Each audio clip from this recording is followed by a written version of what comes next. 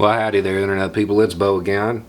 So tonight we're going to talk about party loyalty and why the Republicans lost in Louisiana, a red state, a deep red state. Because they shouldn't have. That's not how that should have gone down. Not at all. In that initial election, 52% of people voted Republican, 47% Democrat. Nobody got a majority, though. So they went ahead and had another election. And the Democrat won. Does that mean that a whole bunch of Republicans decided to vote for a Democrat? No. It means that some loyal Republicans still have morals. They're still true to their values. That's what it means. I know that's hard to believe, given all the news coverage lately, but that's what it means. If your party doesn't have enough loyalty to you to give you a candidate worthy of your vote, you're under no obligation to vote for them. Doesn't mean that you have to change parties. Doesn't mean you have to vote for a Democrat. Just means you stay home. That's what happened in Louisiana. In 2020, Republicans should remember this. They really should. If the party gives you a candidate you can't co-sign, don't.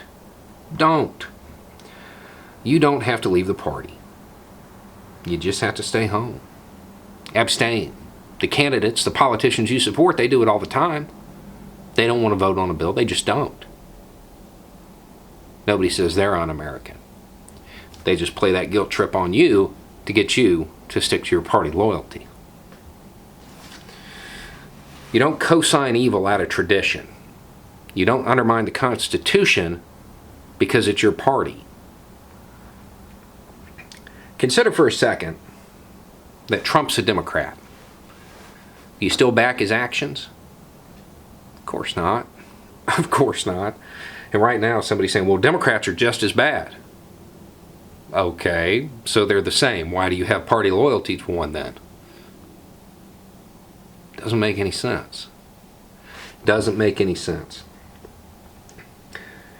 If that's the case, there's no reason to have any loyalty to any party. You just vote for the candidate, which is kind of how it's supposed to be. Voting isn't just mere words on social media, not defending your side to get internet debate points. Voting, when you vote for someone, you become morally responsible. You become complicit in everything they do. And in the case of an incumbent, everything they did. You vote for Trump, past, present, and future Trump is you. You own that. You co-signed it. You said this is all okay. Given the option, would you vote in favor of throwing kids in cages in those conditions with that much abuse? And if you don't know what I'm talking about, you need to look it up. The answer is no. You're human. You wouldn't vote for that. But if you vote for Trump, you're co-signing it. Yeah, that's okay. Would you vote in favor of selling out our allies, undermining the U.S. military ability to recruit indigenous partners all over the world? No, of course not. But if you vote for Trump, you're co-signing that. Because that's what he did. Would you vote to weaken our trade position? Would you vote to deregulate and get rid of the environmental protections that protect your kids so his buddies can make some money? Of course not. You wouldn't vote for that. Would you vote to deny aid to Americans but offer it to Russia? Of course not.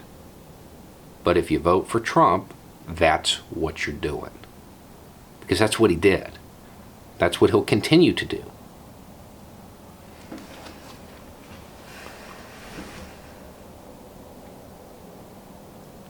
You don't have to vote to make your voice heard.